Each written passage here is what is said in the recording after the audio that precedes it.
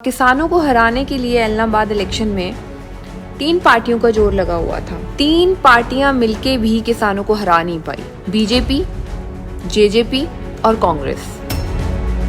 जो कांग्रेस का इस बार कैंडिडेट था वो पिछली बार बीजेपी की टिकट से इलेक्शन लड़ा था। बीजेपी वालों ने बोला हो कि कांग्रेस में चले जाओ आप और हम आपको फंडिंग देंगे, और वैसे भी मुझे लगता है कांग्रेस में टिकट पैसे देके मिलती होगी। कांग्रेस की जमानत जब्त होना एलनाबाद के इलेक्शन में और सारी वोटें बीजेपी को डलवाना, मेरा कोई बीजेपी के साथ कोई पर्सनल ग्रज नहीं है। सिंगू बॉर्डर या टिकरी बॉर्डर या फिर गाजीपुर बॉर्डर जरूर विजिट कीजिए। आप वहां पे बैठे किसानों के साथ बात करके आइए ताकि आपको सच पता लग सके कि वो वहां पे क्यों बैठे हैं। जो नेशनल न्यूज़ है वो तो एब्सोल्युटली गलत दिखाते हैं। ज़्यादातर पता नहीं क्या क्या दिखाते हैं। सारे पेड न्यूज़ चैनल्स होते हैं और हर एक पॉलिटिकल पार्टी के पेड न्यूज़ चैनल्स होते हैं। इस सिस्टम को सुधारना और ठीक करना पॉलिटिशियंस के हाथ में नहीं है, हमारे हाथ में है। पॉलिटिशियंस आपके साथ गेम खेलते हैं। एलनाबाद में जो बाई इलेक्शन हुई थी, आज किसानों की जीत हुई है। अभय सिंह चौटाला जी को आपने वोट्स डाल के उनको जिताया क्योंकि उन्होंने किसानी हक में इस्तीफा दिया था। तो हमारी किसानों की जीत है इसमें। और बीजेपी वालों को मैं ये कह देना चाहती हूँ कि बीजेपी की आपने बहुत कोशिश की एलनाबाद इलेक्शन में और बहुत ज़्यादा कोशिश की आप लोगों ने, चाहे आप लोगों ने पैसे बांटे हों। मेरे को लगता है किसानों को हराने के लिए एलनाबाद इलेक्शन में 3 पार्टियों का जोर लगा हुआ था। जो सच्ची बात है, जो कि वहाँ से अभी बातें आ रही हैं। तो मुझे था कि मैं लाइव आके ज़रूर लोगों को बताऊं कि 3 पार्टियां मिलके भी किसानों को हरा नहीं पाई एलनाबाद में बाय इलेक्शन में। 3 पार्टियां वो कौन कौन सी थी जिनका पूरा जोर लगा हुआ था एलनाबाद इलेक्शन में किसानों को हराने का? बीजेपी, जेजेपी और कांग्रेस। और आप अब मुझे पूछेंगे कांग्रेस क्यों? कांग्रेस इस तरह से कि जो कांग्रेस का इस बार कैंडिडेट था वो पिछली बार बीजेपी की टिकट से इलेक्शन लड़ा था, और उसकी जो इलेक्शन थी वो प्रमोट करने के लिए कौन आया था? हमारे खुद के प्राइम मिनिस्टर मोदी साहब, उनके इलेक्शन प्रमोट करने के लिए आए थे। तो इस बार वो कांग्रेस से लड़े। तो ये भी हो सकता है कि कांग्रेस बीजेपी वालों ने बोला हो कि कांग्रेस में चले जाओ आप और हम आपको फंडिंग देंगे, और वैसे भी मुझे लगता है कांग्रेस में टिकट पैसे देके मिलती होगी शायद, तो दे के ली होगी। और ये भी कोई कॉन्स्पिरेसी हो सकती है बिकॉज कांग्रेस की जमानत जब्त होना एलनाबाद के इलेक्शन में और सारी वोटें बीजेपी को डलवाना, तो इसको क्या कह सकते हो आप? मेरे को जो राइट नाउ मैं किसी पार्टी को बिलोंग नहीं करती, ये मेरा पब्लिक रिव्यू है क्योंकि मैं एलनाबाद इलेक्शन में गई थी और मैं फार्मर्स के साथ हूँ और मैं फार्मर्स को सपोर्ट करती हूँ। और एक जो मेरा ऑल ओवर मैंने जो वहाँ पे देखा, जो मुझे नज़र आया और जो मुझे लग रहा है कि वहाँ पे क्या हुआ इस बार के इलेक्शंस में। इस बार के इलेक्शन में तो मुझे लगता है कि यही हुआ है एलनाबाद के इलेक्शन में, क्योंकि जीत इस बार इलेक्शन एक कैंडिडेट के साथ नहीं थी, इस बार किसानों की और बीजेपी की जेजेपी के साथ लड़ाई थी। तो उसमें कांग्रेस ने सपोर्ट किया बीजेपी को बजाय कि किसानों को सपोर्ट करते। उस बात का दुख जरूर है, बट लोगों को मुझे लगता है कि समझ जानी चाहिए ये बात। मेरा कोई बीजेपी के साथ कोई पर्सनल ग्रज नहीं है और ना ही मुझे कोई बीजेपी के साथ मेरा कोई पर्सनल कोई लेना देना है। मेरा ग्रज बीजेपी के साथ सिर्फ किसान आंदोलन के कारण है, और क्योंकि उन्होंने हमारे किसानों को बहुत ज़्यादा प्रॉब्लम में डाला है लास्ट 1 साल से ऊपर, और साथ में ही यूपी में भी लखीमपुर खीरी में जो हमारे किसानों के साथ हुआ है वो हम भूल नहीं सकते। तो उसी वजह से जो हमारे दिल के अंदर एक नफ़रत है बीजेपी गवर्नमेंट के तरफ, वो मुझे लगता है कि वो जायज़ है, क्योंकि हम किसान के बच्चे हैं और किसान फैमिली को बिलोंग करते हैं। तो मुझे लगता है कि जायज़ सी बात है। और हर कोई रात को रोटी खा के सोता है, तो कोई चाहे बर्गर खाता हो, कोई रोटी खाता हो, कोई पिज़्ज़ा खाता हो, तो वो हमारे किसानों की ही खून पसीने की कमाई से आता है वो सब कुछ। बट उनको उतना मुआवजा नहीं मिल पाता, चाहे वो यूपी के किसान हो, चाहे वो भारतवर्ष में कहीं के भी किसान हो। यूपी में तो एमएसपी नहीं मिल पाती। आप सोचिए वो कितना हार्ड वर्क करते हैं और उनकी फसल कितने में बिकती है, जाके 900,000 रुपये में, और जबकि फसल की एमएसपी रेट जो है 1900 है और वहाँ पे वो भी नहीं मिल पाती।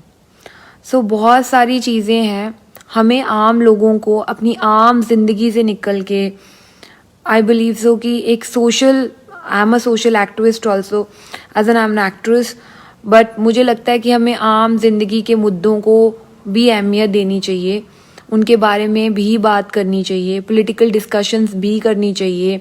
हमें पता होना चाहिए कि हम कौन सही है कौन गलत है। हमें किसी भी पार्टी का अंध भगत नहीं बनना चाहिए, चाहे वो कोई भी पार्टी हो। हमें पता होना चाहिए भी कौन सही है कौन गलत है। और सबसे ज़्यादा इम्पॉर्टेंट तो ये है कि हमारे भारत देश में हमें सारे रिलीजन को इक्वली ट्रीट करना चाहिए, कि जो इस टाइम पे वो बीजेपी गवर्नमेंट में नहीं हो रहा, खास करके यूपी में।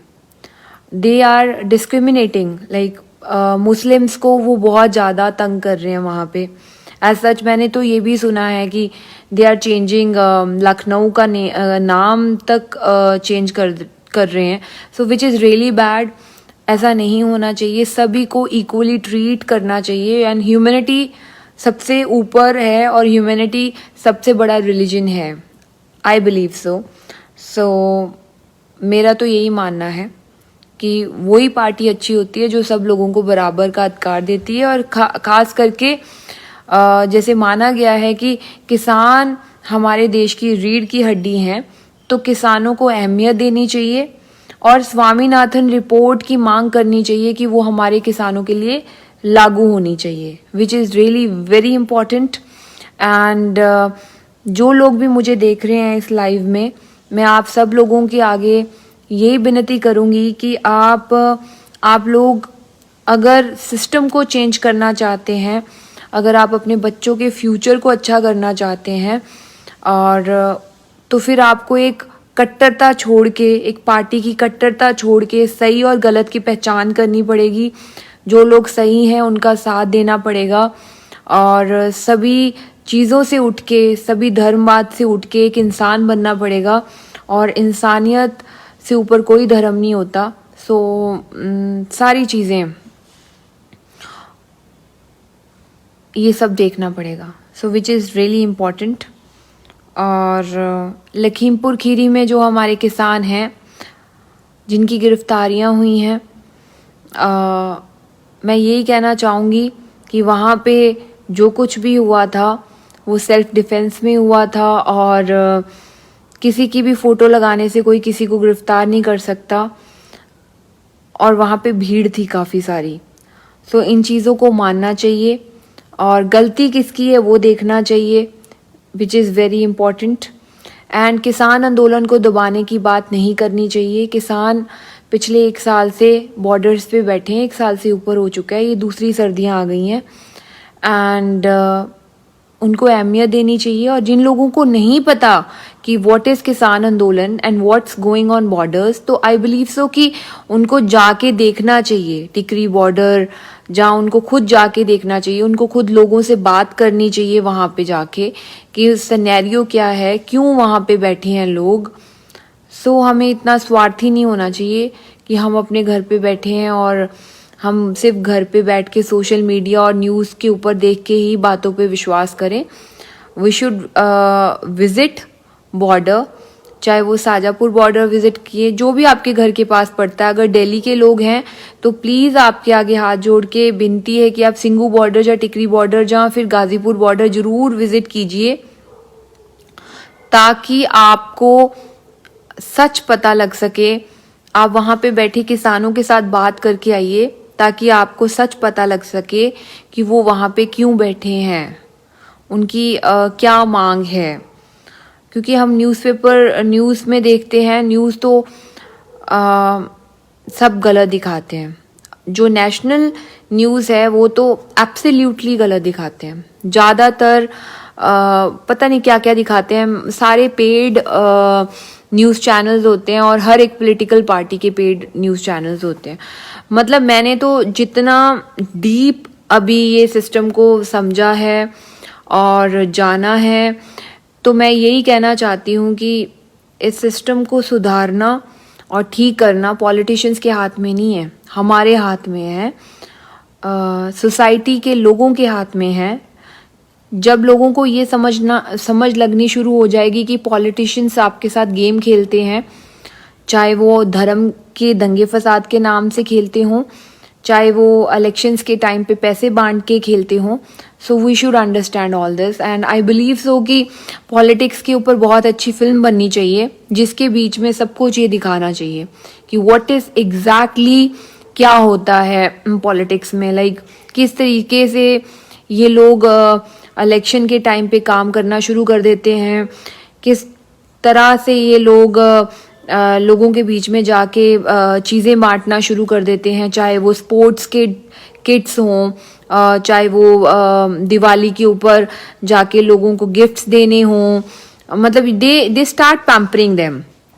एंड सबसे ज़्यादा मुझे नाराज़गी उन लोगों से है जो लोग मतलब अफोर्ड नहीं कर पाते चीज़ें। बट उनको मैं ये कहना चाहूँगी कि आप लोग अगर मैंने ये होता हुआ देखा भी है और मैंने सुना भी है, तो मैं यही कहना चाहूँगी, जो आप अपनी वोट की कीमत लगाते हो ना 2000, 2500, 500 रुपये, तो आप अपना वजूद बेच देते हो उसमें, आप अपने बच्चे का फ्यूचर बेच देते हो उसमें। अगर आप इसी तरह से अपनी वोटों को बेचते रहे और अगर आप इसी तरह से बिकते रहे, तो हमारे भारत में कभी भी क्रांति और इंकलाब नहीं आएगा, कभी भी समाज नहीं सुधरेगा। बिकॉज आप हमेशा ही अपनी वोटें इसी तरीके के साथ बेचते रहोगे और आपका फ्यूचर, आपके बच्चों का फ्यूचर हमेशा अंधेरे में ही रहेगा। ना तो वो पढ़ सकेंगे, ना अच्छे लीडर्स आ सकेंगे जो सही काम कर सकें। क्योंकि आज की तारीख में वही पॉलिटिशियन आगे आता है जिसके पास पैसे हैं और उसको लगता है कि मैं इलेक्शन लड़ूं, क्योंकि वो अगर आपके ऊपर आज 5 करोड़ लगाएगा तो आपसे 5000 करोड़ कमाएगा। तो 5 करोड़ वो किस चीज़ पे लगाएगा? आपको आपकी वोट्स खरीदने के लिए, आपको शराब की बोतलें देने के लिए, या फिर आपको गिफ्ट्स देने के लिए, या फिर आपके गांव-गांव में जाने के लिए। So this is the reality of politics. और बहुत सारे लोग हैं जो आप गलत लोगों के साथ जुड़ेंगे, क्या करने के लिए? अपने काम करवाने के लिए, अपने पर्चे माफ करवाने के लिए, अपनी एक फेक इमेज बनाने के लिए, जो कि पुलिस से काम करवाने के लिए, अपना लाइसेंस बनवाने के लिए। सो दीज बहुत ही रियलिटी की ये चीज़ें हैं जो मैंने यहाँ पे देखा है। मुझे बहुत सारे लोग बोलते हैं कि मैम आपको पॉलिटिक्स में आना चाहिए, बट मेरा ये विजन है कि देखिए भैया, पॉलिटिक्स में आना is a very difficult game. Because मैं ऐसे लोगों के साथ compete नहीं कर सकती जो इतने करप्ट हैं, जो कि पैसे दे के ही इलेक्शन लड़ते हैं यहाँ पे। मतलब जो सच्चाई की तो बातें ऊपर ऊपर से करते हैं, बट अंदर से जाके वोट्स खरीदते हैं। और जो एक बजट फिक्स रखते हैं इलेक्शन के लिए कि हमारा 5 करोड़ लगेगा, अच्छा उसके पास तो इतने पैसे हैं, और नकली वोट्स बनाते हैं और दूसरे एरिया से लेके आते हैं लोगों को और उनको यहाँ पे उनकी वोट्स बनाते हैं, फिर उनको पैसे देते हैं। सो these sort of things happening in our society nowadays in India. So I believe so कि अगर इस तरह का सिस्टम होगा और अगर इस तरह से इलेक्शन लड़ी जाती है, इस तरह से कैंडिडेट्स आते हैं, तो कभी कभी अच्छा नहीं हो सकता, कभी हमारी सोसाइटी में अच्छा हो ही नहीं सकता। अगर आप अपनी वोटें बेचनी शुरू कर दोगे, अगर इस तरीके से ये धंधा होगा इलेक्शंस में और पॉलिटिशियंस इस तरीके के साथ आएंगे, तो फिर कभी भी सही लीडर नहीं आ सकता, अच्छा बंदा आ ही नहीं सकता, मेहनती इंसान, क्योंकि उसके पास तो इतने पैसे होंगे ही नहीं आप लोगों को 2500 3,000 देने के लिए। और उसके पास तो इतने पैसे, उसके पास तो काम करवा सकता है वो इंसान आपके सही तरीके से आपके लिए जाके ईमानदारी के साथ, वो आपके ऊपर पैसे नहीं खर्च कर सकता, या फिर वो आपको गिफ्ट्स नहीं दे सकता। अगर वो आपको आज गिफ्ट देगा, कल को पता नहीं आपके बच्चों के फ्यूचर को वो अंधेरे में रखेगा। So this is politics. Politics में तो और भी बहुत कुछ है, बहुत सारी चीजें हैं। So I don't want to get into that deep. जितनी ऊपर ऊपर की बातें थी मैं तो सच बोलती हूँ, और मैंने बता दी कि क्या क्या होता है, क्या क्या हो रहा है। सो जितने लोग भी मुझे देख रहे हैं, मैं तो आपसे यही विनती करती हूँ कि आप अपने इलाके में, अपनी सोसाइटी में, आसपास के लोगों को यही एड्रेस कीजिए कि रिश्तेदारी समझ के, जान पहचान समझ के वोट मत डालिए, सही इंसान को वोट डालिए जो लगता है कि आपके लिए अच्छा काम करेगा, चाहे वो कोई भी पार्टी का हो। But right now BJP boycott का नारा लगाया हुआ है, क्योंकि बीजेपी वालों ने हमारे किसानों के साथ बहुत बुरा किया है। So I will never support BJP after seeing all this and after seeing Lakhimpur Kheri की घटना also and each and everything. But मैं यही आप सब लोगों को कहना चाहती हूँ कि समाज अच्छा बनाने के लिए अपने आसपास, अपने फ्रेंड्स, खास करके यूथ, अपने आसपास के लोगों को प्लीज़ यही बोलिए, अपने पेरेंट्स को भी यही बोलिए, और अपने फादर के साथ भी बैठिए, डिस्कशन कीजिए, उनके साथ भी यही बात कीजिए कि हमें वोट डालनी ज़रूर है, पर सही इंसान को डालनी है। और ज़रूरी नहीं है कि जिसने इलेक्शन लड़नी है वो ही जाके काम करे। आप लोगों को भी अच्छे लीडर्स चाहिए, तो आप लोगों को उनके साथ लगना चाहिए और जाना चाहिए, और जहाँ पे कोई करप्शन कर रहा है उसकी वीडियोस बना के डालनी चाहिए सोशल मीडिया के ऊपर। आजकल तो सोशल मीडिया इतना एक्टिव है। सो आप सब लोगों को ये सब कुछ करना चाहिए ताकि सही चेहरे आगे आएँ और सही बातें आगे आएँ और करप्शन ख़त्म हो, और एजुकेशन को बढ़ावा दें ताकि बच्चे पढ़ लिख के आगे बढ़ सकें, ताकि एक रोज़गार भी पैदा हो इंडिया में। और क्योंकि ज़्यादातर हमारे पंजाब में तो लोग बाहर जा रहे हैं, और ये सच्ची बातें हैं। अगर मुझे कोई बोले कि राजनीति मैं कर रही हूँ, मैं तो सच बोल रही हूँ, और अगर सच बोलना राजनीति है तो आप समझ सकते हैं। तो आई वुड लाइक टू से कि बस पंजाब में तो खास करके यही है कि सारे बच्चों के पास कोई फ्यूचर नहीं होता, तो वो आईलेट्स करके बाहर जाते हैं और बाहर अपना फ्यूचर ढूंढते हैं। सो ऐसा कुछ होना चाहिए कि उनके लिए इंडिया में भी फ्यूचर हो और वो सोचें कि उनको क्या करना है। So that's it. आज की कुछ बातें जो मुझे करनी थी, जो सच्चाइयाँ कुछ सोसाइटी की आप सब लोगों के सामने रखनी थी, तो आई बिलीव सो कि ये सारी बातें आप साथ में लेके जाएं और अपने घर के पास अपने फ्रेंड्स के साथ करें, और ज़्यादा से ज़्यादा लोगों को एजुकेट करें, विच इज़ रियली इम्पॉर्टेंट। और अकेली मैं ना लाइव आऊँ, इस टॉपिक्स पे सभी को लाइव आना चाहिए और बात करनी चाहिए। किसान एकता जिंदाबाद।